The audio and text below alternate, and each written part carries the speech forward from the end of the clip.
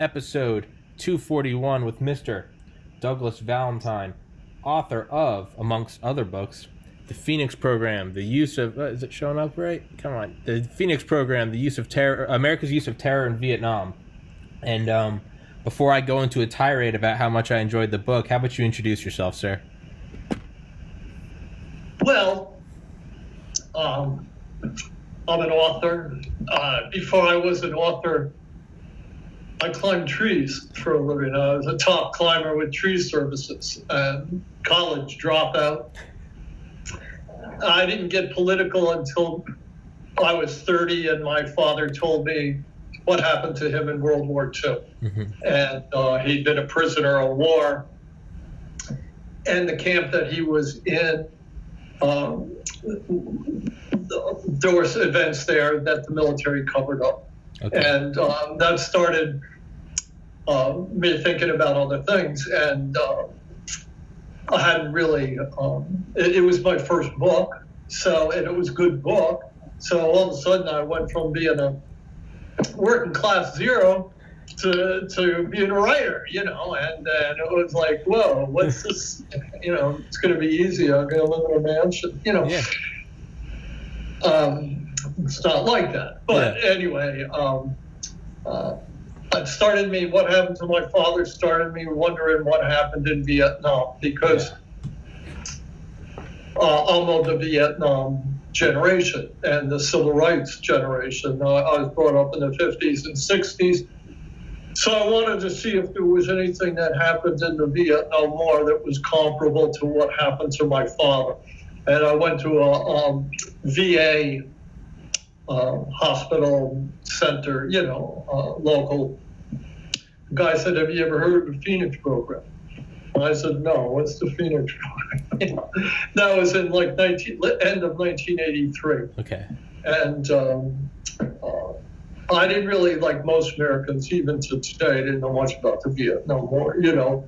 You were for or against it. You had somebody in your family went there, and it affected you that way, or you're a veteran, and affected you that way, to whatever extent that was. I mean, it was varying effects. Yeah. But I didn't know anything about it, so the guy at the VA center said there was a guy in the hospital, or who went there on an outpatient basis, I can't remember which, who had been in the Phoenix Program and had talked about it in their therapy sessions, and that he would ask the guy if the guy would talk to me, but then got back a couple of weeks later and said, no, the guy wouldn't do it. He was afraid that if he talked about the Phoenix Program, he'd lose his benefits, his government benefits, which was to some extent the hammer that the government had held over my father. Yeah. And I realized that, for a lot of people who are involved in covert operations, it never ends. You sign these kind of, well, they're not you sign non-disclosure statements, agreements with the military and the government. If you're in the CIA, never tell what happened. And, just like Trump with his girlfriend. Right, yeah. And if you tell, you get sued and you get slandered, and so the kinds of things that happened in the Phoenix Program are institutionally covered up. Yeah. And this is what enables these sort of things to happen on a massive scale. And back in the day of Vietnam, this sort of thing was just becoming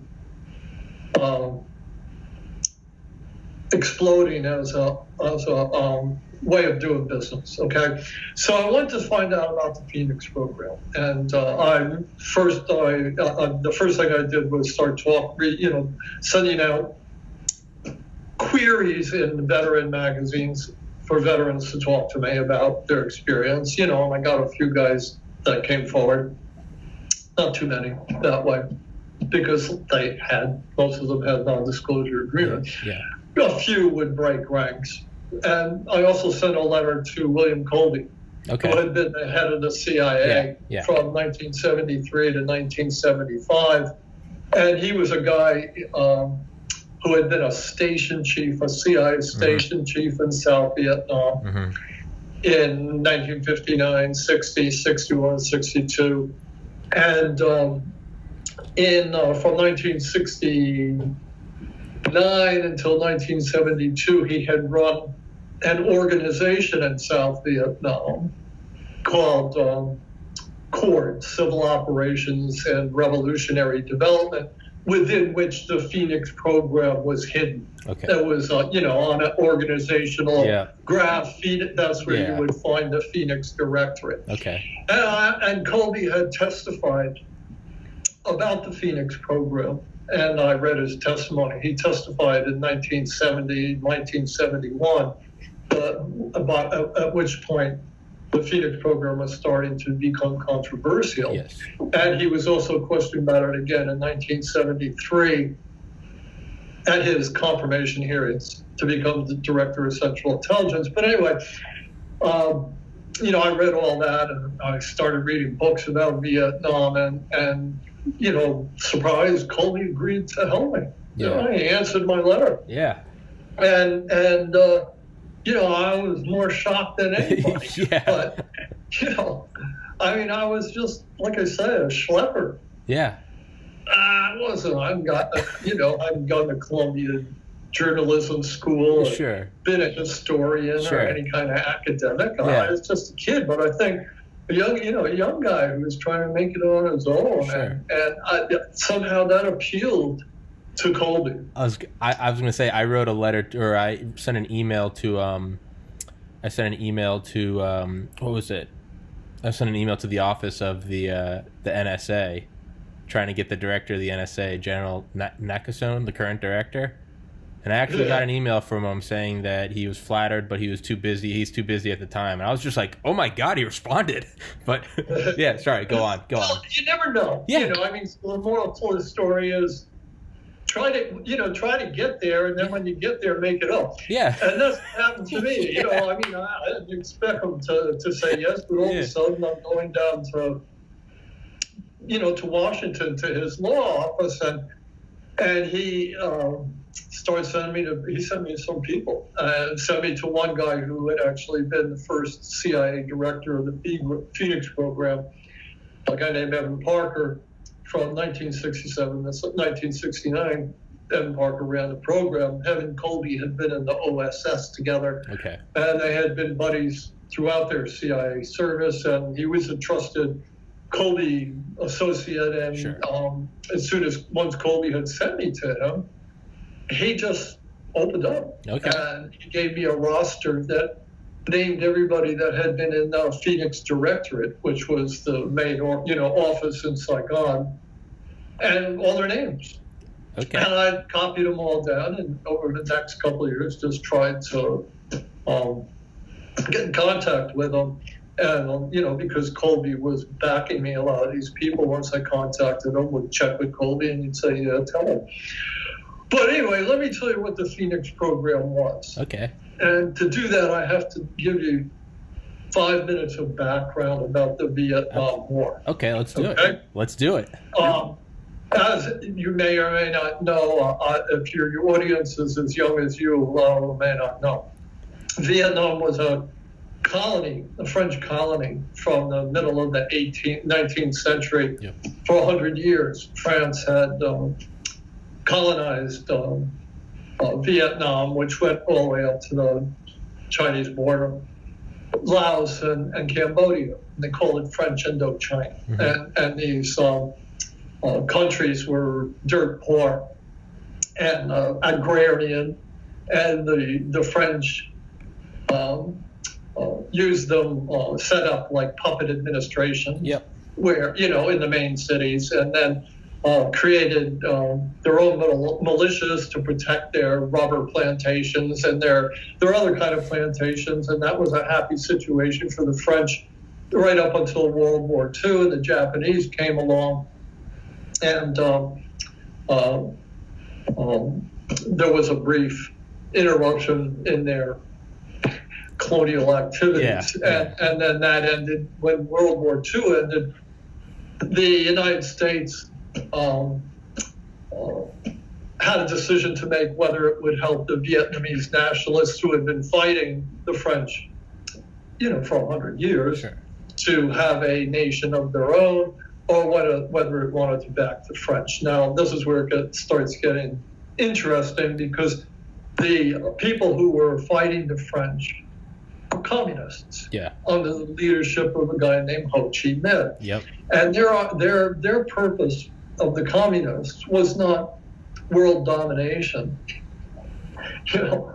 It was to win their country back from the French, Yeah. and to redistribute the land, which the French now own 90% of. Yeah. They came in with battleships and Yep. bombarded the coasts, and they had modern weaponry, and they just, ground everybody under. And the Vietnamese under Ho Chi Minh were a guerrilla force. And after World War II, when the United States started fighting the Soviet Union, and then China became communist under Mao in 1949, and then there's Korea in 1950, and the United States went to war with communism around the world, and it became all the propaganda in the United States became anti-communism. Yep. And anybody who was a communist anywhere was in the gun slaves. Yep. And so you could have dropped a communist from any American ceiling onto their dining room table, and they would not know it was a communist. The problem is that communists look like anybody else. So how the hell do you tell a communist from somebody else's communist unless they walk around, carrying a book and waving a flag? Yeah. And this got to be the problem in South Vietnam. Yeah. By 1955, the resistance to the French under Ho Chi Minh had grown to such a point that the United States and China agreed to divide the country in half. And the North, centered in Hanoi, was given to Ho Chi Minh and the communists. And they chased the French and all the French supporters out of North Vietnam, and they went down to the South Vietnam, which was now under American control. All right, and a country that had been around for 1,000 years was now divided in half. This is starting in 1955. Yeah. And South Vietnam was declared a communist-free zone. Yeah. Despite the fact that communists had been fighting there for 100 years. Yeah. And the Americans, being, culturally sensitive, rigged an election and arranged for a Catholic to become president of South Vietnam. And the Catholics at that point were like 7 or 8% of the population in a Buddhist country. Yeah. I'll try to get it's hard to move this along, but it's essential to understand. No. Take your time. I am thoroughly enjoying this. This is perfect. Around 1960, the Buddhists had had it with this Catholic dictator. His name is Diem.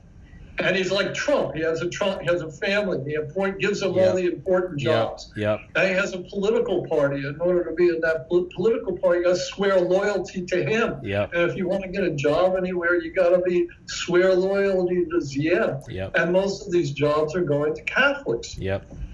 And especially a lot of Catholics who have come down from the north. Yeah. And the Buddhists have had it by 1960, and they start resisting. And in late 1960, the communists in South Vietnam formed what's called the National Liberation Front. And this is the beginning of armed opposition to this guy, President Diem, and the Americans. And its stated purpose of the National Liberation Front is to chase the Americans out of South Vietnam. Mm-hmm. That's it. The Americans now running everything with Diem as their puppet. Yeah. And this National Liberation Front gets support from North Vietnam, but largely its support is in the rural population in South Vietnam. And the National Liberation Front organizes a regular army, which is ragtag to say the least, and they hide out in the countryside where the communists are in control. Okay, and the communists have a lot of support from the rural population who don't know. It's the same with the Vietnamese as it is with Americans. They don't know a communist from a non-communist. Exactly. Everybody looks the same, unless you say something, but they don't like the Americans telling them what to do, or the Catholics. So the Buddhists start joining in and supporting this National Liberation Front, which also has a guerrilla army, which operates in areas which are controlled by the South Vietnamese Army and police, which are totally funded by the United States. The United States sends police advisors from the CIA and what's known as the Public Safety Division of the Agency for International Development to train the police. They arm them, and in order to be a member, you gotta hate communists. Yeah, and they do the same with the Army. They send their Army officers back to the United States for training, and American soldiers direct them against the National Liberation Front Army and militias. They're secret guerrilla groups. And by 1963, the situation has gotten so bad, and the government of South Vietnam is so unpopular, and the Buddhists are just joining this National Liberation Front left and right, that the CIA decides to kill its president, Diem. Yep. And they do. Yep. They assassinate him. Just like that. And now Diem's gone, and the Americans install a cabal of mostly Buddhist generals, who at this point have become entirely dependent on Americans for their money. Mm-hmm. And they make a deal with one general named General Key, who had been part of the South Vietnamese Air Force, to put him in charge of all the security agencies in South Vietnam. And in exchange, they give him a free hand to smuggle drugs. Yeah, exactly. From Laos and Thailand. And that becomes the arrangement, basically, with these generals. I did an interview with one CIA officer that William Colby introduced me to, a guy named Thomas Donahue. It's almost like your name. Yeah. And Donahue was this guy out of Chicago who had gone to Columbia, became head of, joined the CIA because he saw it as a growth industry, and was put in charge of what's called the CIA's Covert Action Branch in South Vietnam in 1964. And his purpose was to organize all the CIA's covert operations and spread them across the country. The CIA had up to that point not been going about this on an industrial scale, but now it's going to go about it after GM is killed, and the Buddhists are making, and the NFL are making all these gains. They're going to really ramp it up. And Donahue said to me, there was a different guy that he was in liaison with from the government every month. The governments of South Vietnam are changing now, all the time, because there's no stability. Yeah. And he said the first question every new guy would ask me is, how much opium's in it for me? Yeah, I know. Yeah, right. It's you were saying. Yeah, it went from intelligence being the main product of the quote unquote the game to money. Yeah, so they're conscripting all these generals and politicians to follow American policy, but the only way they'll do it is if they can make money. It's just like in South America or anywhere else around the world where the CIA operates. They bribe people to work for them, and because the people that are working for them are betraying their own country, and they are implementing American policies, not the policies that are popular to the people in the country where they're allowed to become leaders. All right, so things don't get much better. So in 1965, the Americans, in their wisdom, decided to start sending the U.S. military forces to South Vietnam to prop up this wobbly government. And the Marines land up north along the DMZ, and Army units start spreading out around the rest of the country. And they are told that they are fighting communism and that they're protecting God and democracy in South Vietnam. And these guys land in South Vietnam. And again, everybody looks the same to them. Yeah. I mean, it's Vietnamese everywhere you look. Yeah. And you don't know who's on your side and who isn't. So the military, doing what the military does, just starts bombing villages into dust. Just bombs and them. The military, when it gets to a village where it's told it's a communist village, just wipes it out, burns everybody's houses, and the people flee into what are called refugee relocation centers. And these are just barbed wire corrals with people starving because now they've been bombed out of their ancestral homes and got nothing to do. And pretty soon, all the young girls who are 13, 14, 15, 16 are becoming prostitutes. And the American soldiers are like, yeah, hey, well, we're all commie gooks. Yeah. F-U-C-K. Yeah. And now suddenly, instead of saving this country from communism, they're making everybody hate them even more. Yeah. And people are starting to throw bombs in Saigon, and they're the average everyday person doesn't know that they're supposed to hate communism or yellow-skinned people. Yeah. I mean, they're just reacting to the escalation that's going on all around them. They're losing their homes, they're losing their livelihood, they're watching their daughters be put into prostitution on an industrial scale. All these people are fleeing to Saigon from their ancestral farms, and there's nothing for them to do except get involved in drugs and sex. And it's just becoming horrible for the people. Yeah, they've never seen anything. They've never seen a TV. They don't know that we're going to the moon. They don't know anything. They're a bunch of people that have wooden sandals and they farm rice and they have their little town. And now all of a sudden, a bunch of superior, taller, well-nourished white guys with M16s and M60s and Hueys come in. These people have never seen a radio, and now these guys are coming in and bombing them from 60,000 feet. What is the logical conclusion other than you're going to say, screw these guys? For the American soldiers in South Vietnam, they don't give a good goddamn. No, my uncle was... They're fighting for their lives, and they're trying to have some fun when they can have some fun. Well, of course, the propaganda machine is wound up back in the United States, saying either you support the soldiers or you're a traitor. Yeah. And, I'll get into the propaganda later. I was going to say, my uncle... Let me just focus on Sure. Phoenix, I was going to say, my uncle... Too far to feel. All right. I was going to say...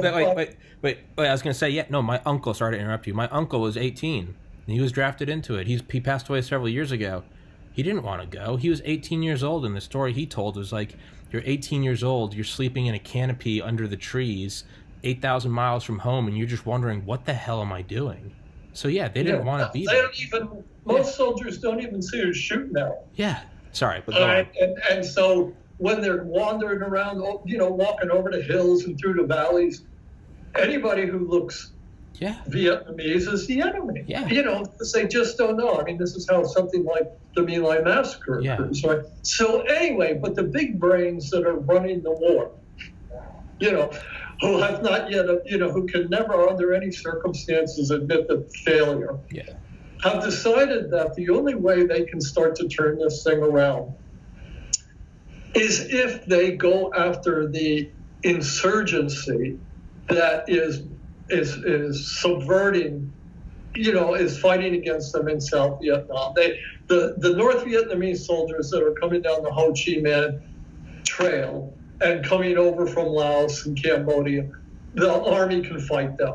And the Navy can bomb like John McCain and Air Force, his Navy warplanes, they can bomb Hanoi.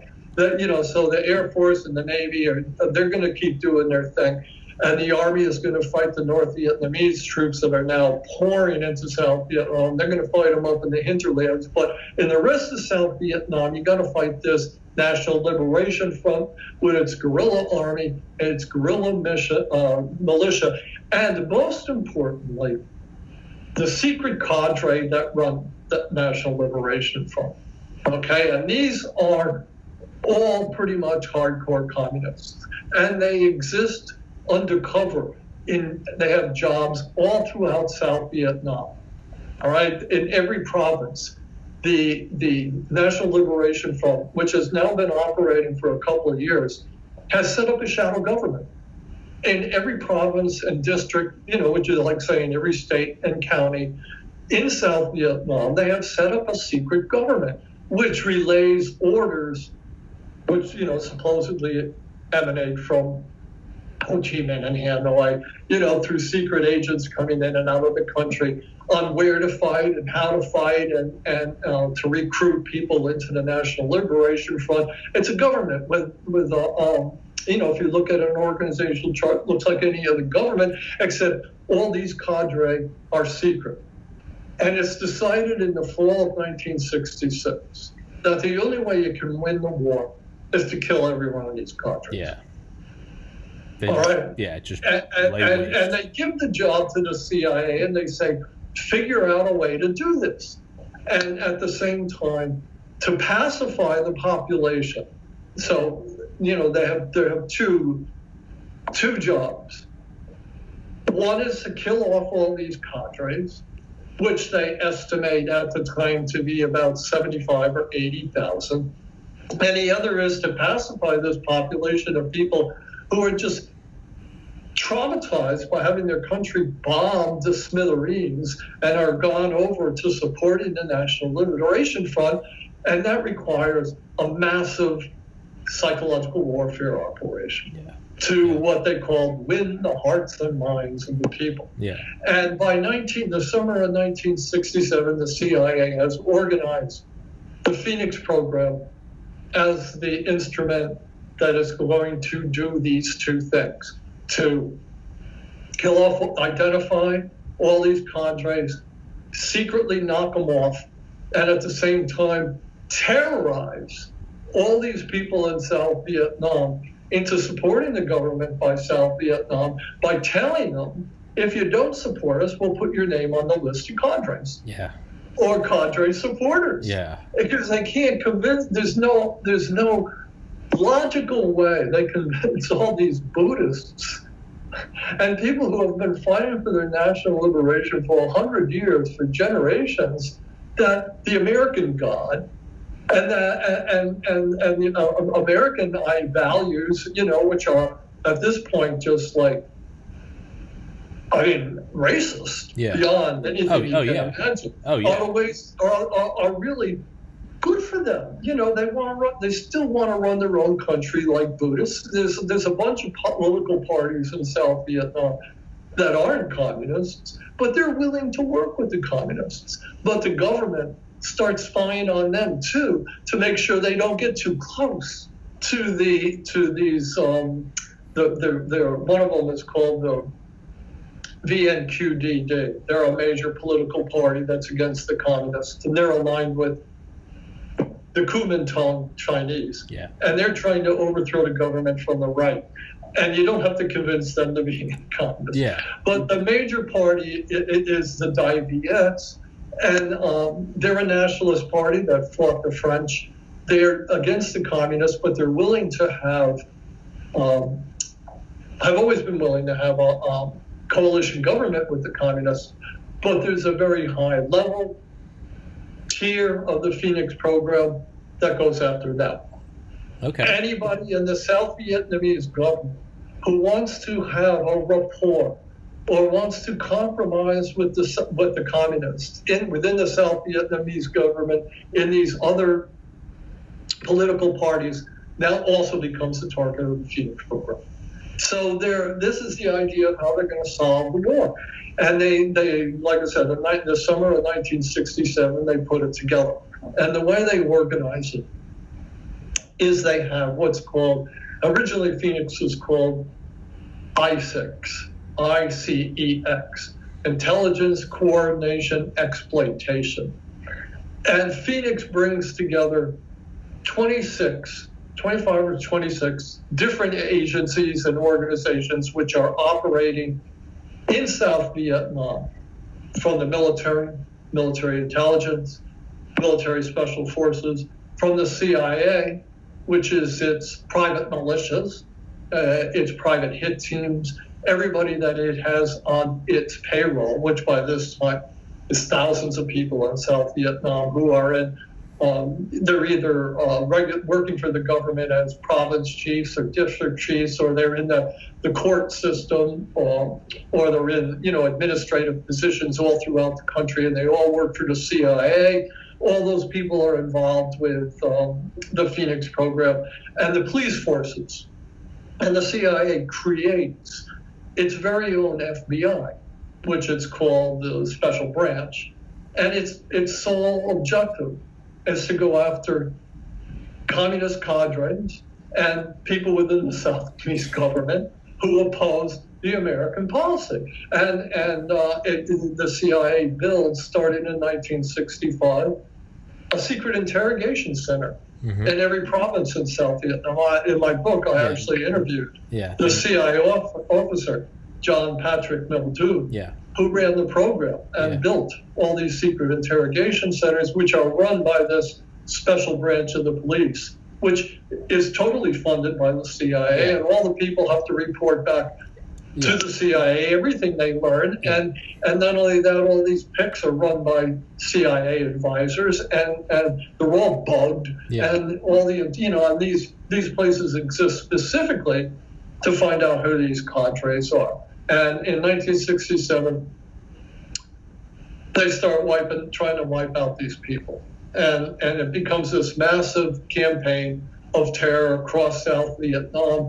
And CIA relies on informants in the villages, in the towns, across the country. This vast network of informants, which start ratting out anybody who could be suspected of being a cadre, one of these 75,000 cadres. Now, people are ratting out somebody who ran off with their girlfriend.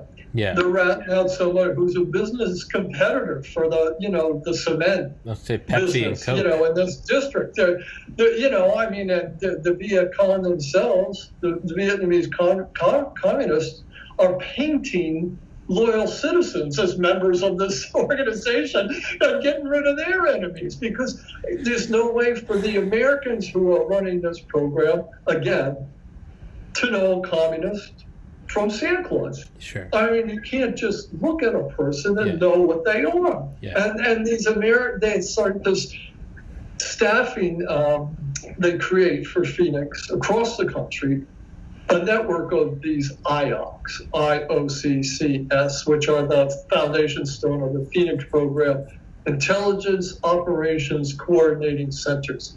And they place one in every district in South Vietnam. They're all up and running by 1968. And in the districts, they call them DIOCs, District Intelligence Operations Coordinating Center. And the province, which is the model for nowadays fusion centers in the United States, they call them PIOCs. And then they have and they all work with the PICs.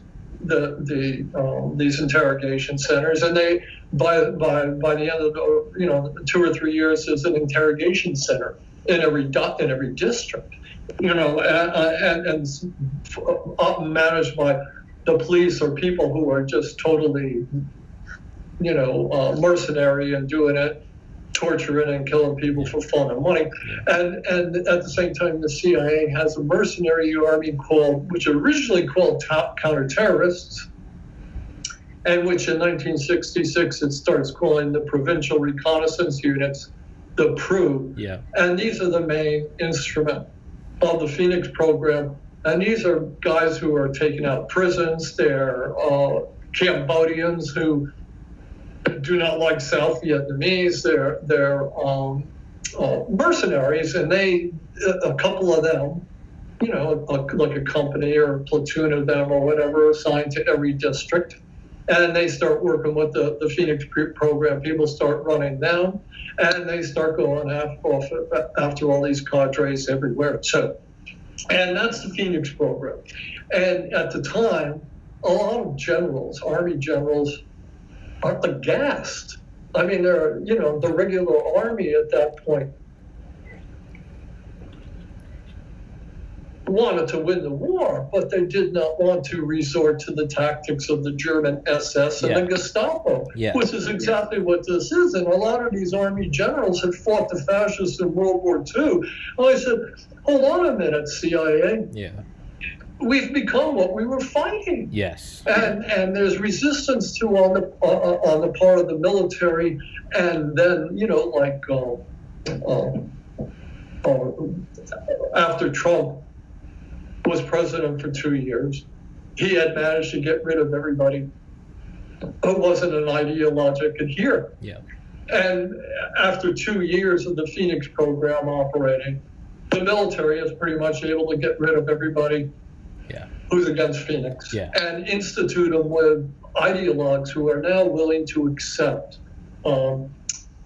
Phoenix tactics and strategies as the only way to win the war. Yeah. And it's the Phoenix program in South Vietnam is the beginning of the CIA's political indoctrination of the military, which changes the armed forces forever, because their backs were against the wall, and it was the only way they could save face and maybe win the war. And so they eventually turned themselves into a fascist force of relying on these militias that they've created to go after the cadres, which operate exactly like the SS, and the police force, which operates exactly like the Gestapo. And if you kill one of them, then they go to a village and they kill 100 people. Yeah. And it never ends up on anybody's, radar. Yeah. And by 1969, the program has become so effective, and at least in the minds of the Americans, the big brains running the war, that they actually start promoting. They actually go public with the existence of the Phoenix program in 1969, and the CIA turns it over to the military. And since that time. And they keep claiming that they've wiped out these 75,000 cadre, and yet every time they count, there's still 75,000 of them, because every time they kill somebody, another guy comes in and takes his place. So they're starting to think, well, I don't know if I can say it on your radio show, but they're starting to think, what the fuck, Buck? You can say whatever the fuck you want. Cadres is not the way to go, because every time you kill one pops up. They're like weeds in your garden. To use a really terrible analogy. These are human beings who are fighting for the liberation of their country. And as soon as the military takes over the Phoenix program in 1969, the National Liberation Front is disbanded, and the South Vietnamese and the North Vietnamese declare the existence of the People's Revolutionary Government and say, we're taking it back. We've had enough of this. And by then, the South Vietnamese army and police forces are so demoralized, they're starting to think maybe we should negotiate with the communists and stop all the fighting. But of course, in order to keep the fighting going and declare victory, they got to keep American soldiers pouring in. And so the propaganda in the United States just keeps ratcheting up and up and up. And they get very good, the military and the State Department and governors and the anti-war movement is beginning to climax. I mean, people are going crazy. So you got to use all these methods that the CIA instituted in South Vietnam. You got to start using them against the anti-war movement in the United States. And this is where the Phoenix program starts making its early incursions through Red Squads, which are the CIA training police departments in the United States, just like they train the police in South Vietnam and all around the world. Now they're starting to do it in the United States, and they're going after anybody who can be labeled a leftist. And leftists and communists in the United States start becoming as feared and hated as communists in the United States, and it allows a demagogue like Trump to get elected in the United States because he can say, I hate communism, I hate socialism, kill them all. And people in the United States who are the most brainwashed people on the face of the earth, just say he's for God, he's against communism. Yeah, I'm going to vote for him. Sure. But it's starting in, this period, 1969, 1970, this is when the United States really starts using Phoenix tactics against the anti-war movement, against the civil rights movement. They start knocking off Black Panthers. Assassinations. They've already knocked off in 1968 MLK, and they photographed it. Knocked off Bobby Kennedy. Assassinations just like Phoenix are becoming in South Vietnam are becoming epidemic in the United States, and since then. When the war ended, even though the assassinations stopped, law enforcement and the Justice Department realized that that's the way, using psychological operations to pacify people and terror to go against the cadre who are against the government is the way you have to organize the United States security system. So the Phoenix program comes back to the United States incrementally. I interviewed one guy who'd been a sergeant in South Vietnam from the time he was up in a Pleiku province, which is in the highlands. And when he got there in 1967, he was made a military liaison to the Phoenix program. And he gets back to the United States in 1968 or 1969, and he's assigned to a military intelligence group in the United States. There were 6 of them. They have been dismantled. They were dismantled up until 2001.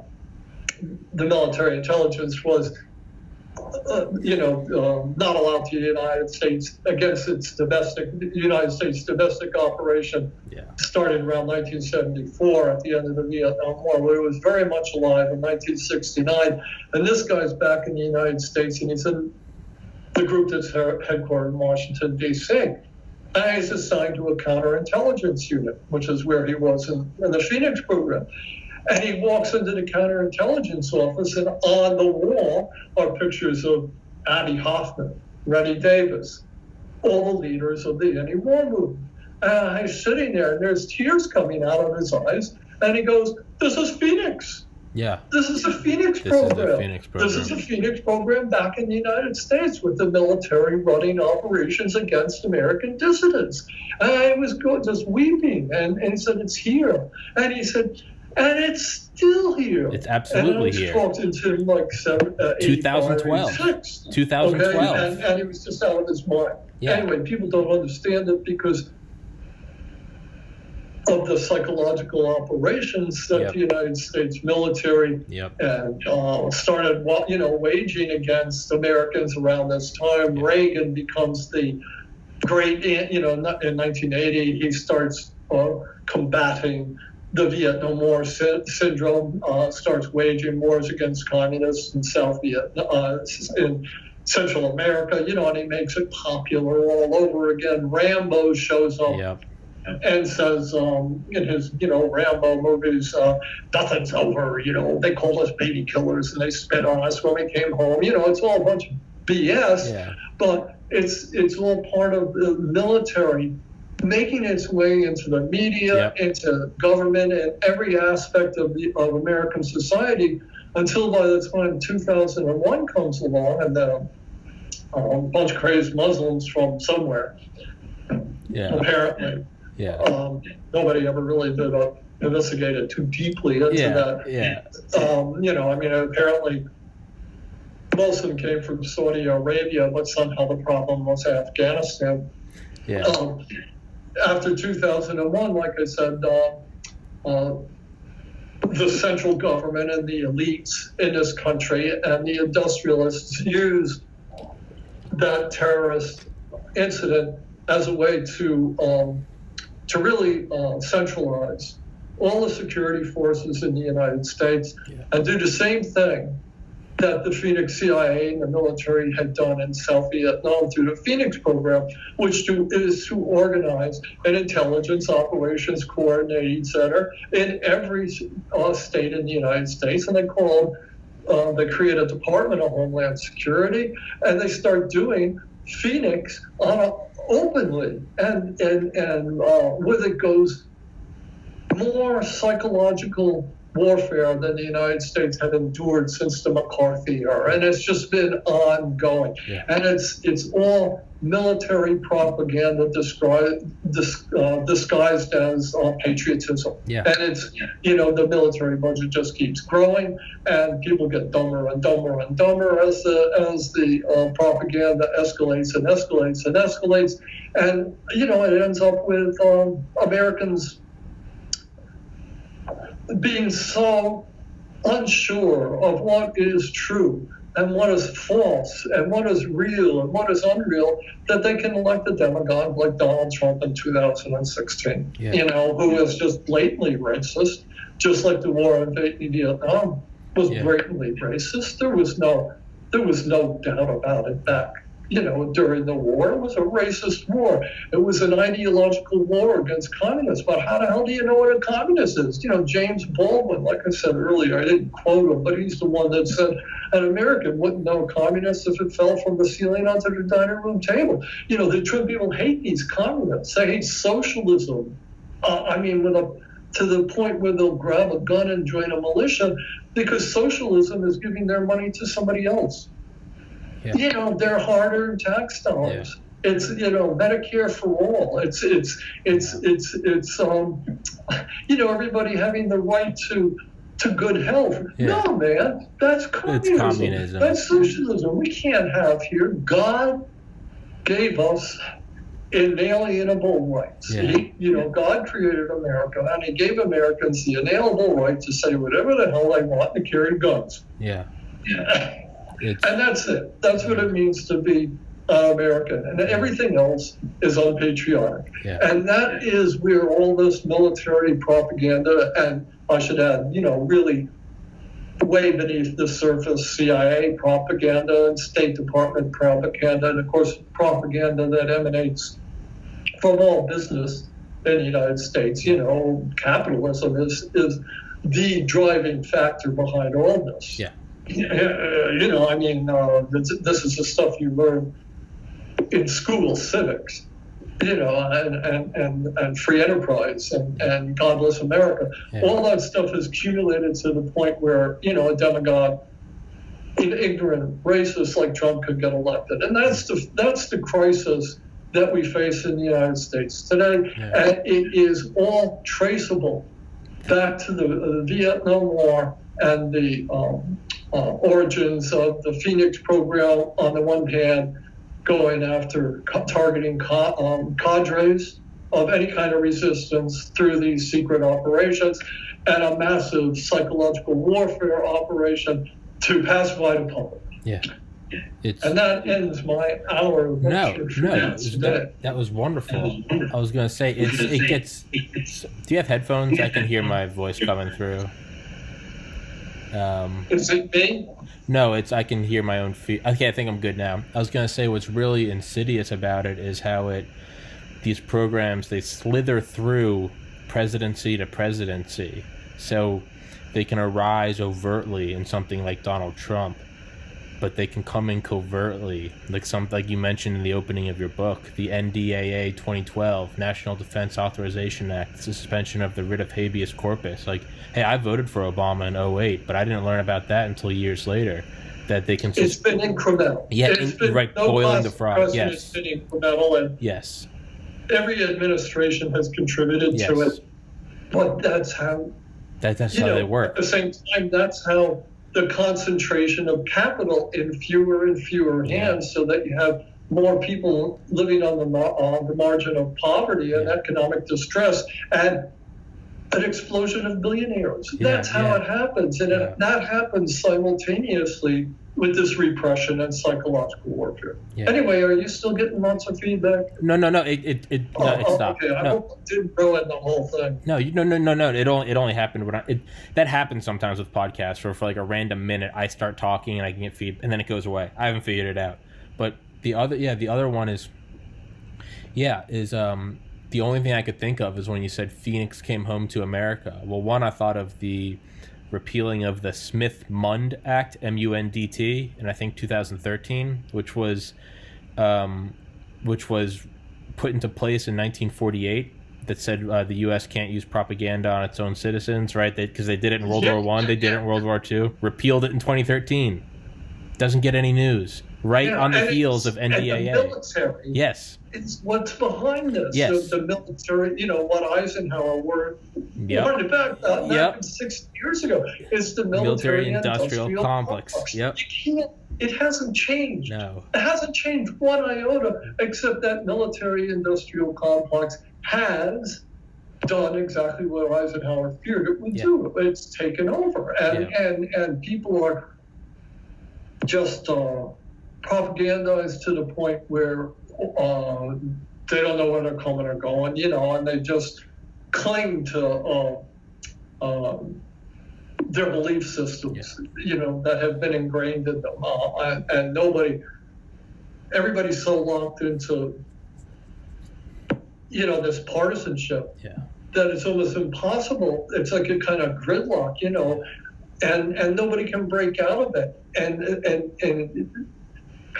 the military industrial complex has created this deadlock, because it's the perfect way of pacifying the population. It's a brilliant move. I don't know how else to explain it. But until people start changing the way they think, until they go through, really wrenching personal transformations, and nothing will ever change. Yeah. Well, that's what I try to do.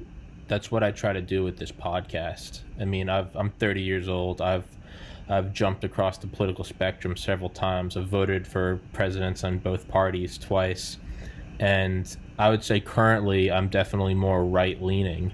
But that's why I try to have on people that challenge my beliefs. Because if I just sit here and only talk to conservatives, I don't learn anything. It's if I'm not, it's like working out.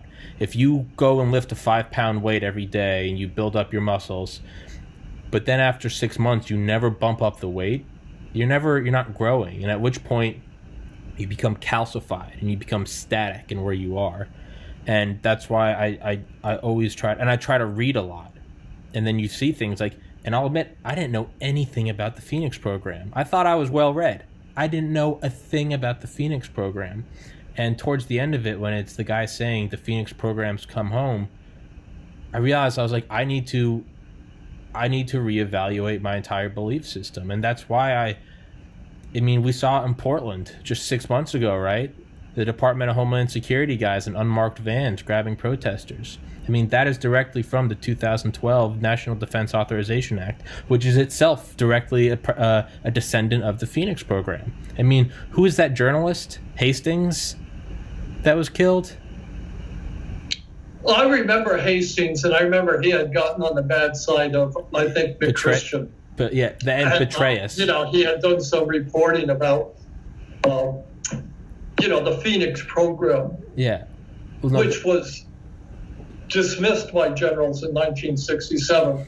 Yeah. Has become the model for all military operations around the world. Yeah. And nobody's having tank battles anymore. No. That's gone. That's done and over. Special forces. Yeah. And in Afghanistan and Iraq, it was all Phoenix-style operations. Yeah. It was reported at the time, where the CIA was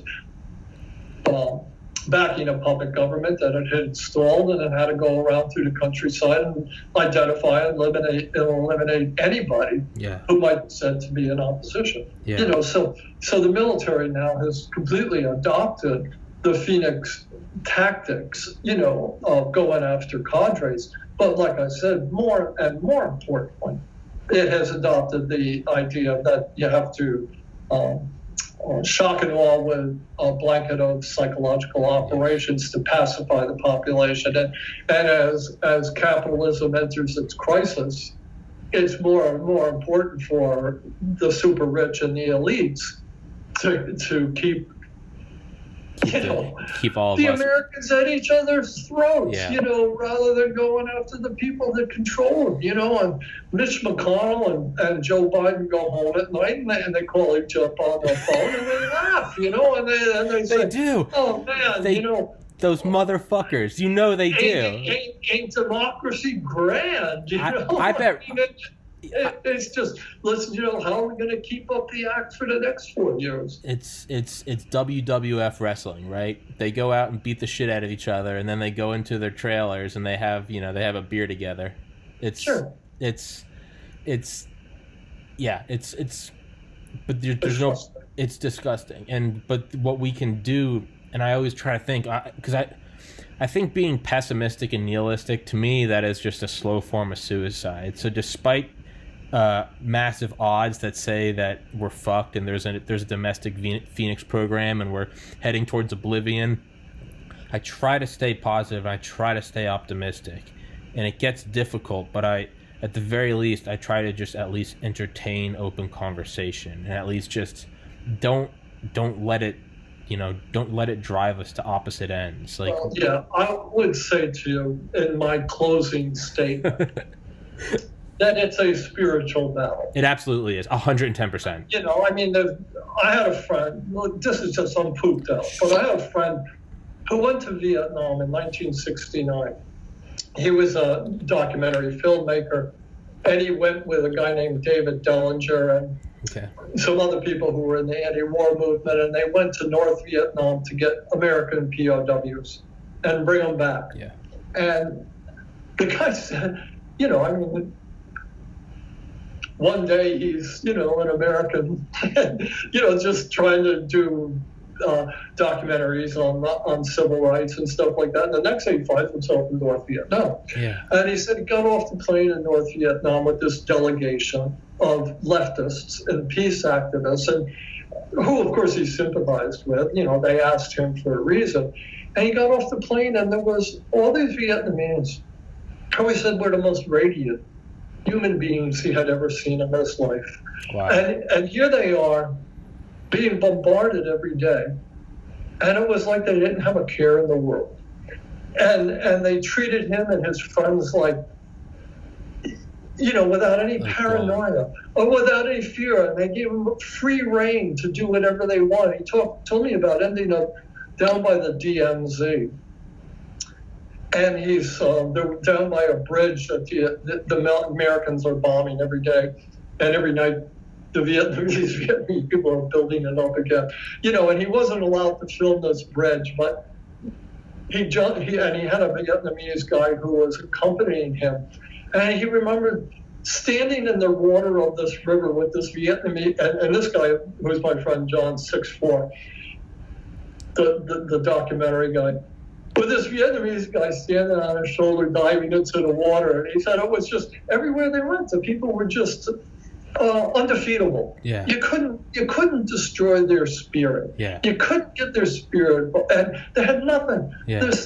They're recycling everything. They're fighting with sticks. Yeah. But they were united, and they had this beautiful spirit of, maybe not this year, maybe 5 years, maybe 10 years, we will win. You can't find that here, that kind of unity in the United States, because we are so ideologically paralyzed. And anyway, I just say to you that don't get dispirited. Yeah. They're good old Viets. They're getting bombed every day. And at the same time, they're able to welcome Americans with open arms and to keep their spirits up. And it's that spirit. Yeah. Not a gun. Yeah. And not a religion. Yeah. Nothing ideological, but just a spirit. The spirit of humanity. A connection with the earth. And that better times will happen, which is what really, if you can follow that path, And if people can start following that path, it can put the brakes on climate change and start creating a healthy environment, which is really the first big step. Well, then maybe there'll be hope for this country, but in the meantime, you can't let your spirits fall. No, I'm full of sleep. Yeah, no. I was going to say, no. I fully believe that this is just a passing moment in history. Maybe the passing moment is 5,000 years long. I truly believe that we will create a utopia in this world. We will bring heaven to earth. It might not be me. It might not be the next 1,000 generations. I don't think evil can win, and we can't find that positivity here. I would agree to disagree and say that we can. We just have to be the source of it in our own lives. We have to start with ourselves. And absolutely, and it starts with each person individually. Yes, sir. That was a beautiful conversation. Mr. Douglas Valentine, we've ran an hour. I said I'd only keep you for an hour. Phoenix Program, America's Use of Terror in Vietnam. I'll put it in the description in the top comment. Grab it. Oh, and before we go, no, we'll tell that another time. But I would love to have you on. I would love to have you on again, sir. Please, I'll send you an email, all right? Okay. All right, my man. God bless. Stay safe. Bye-bye.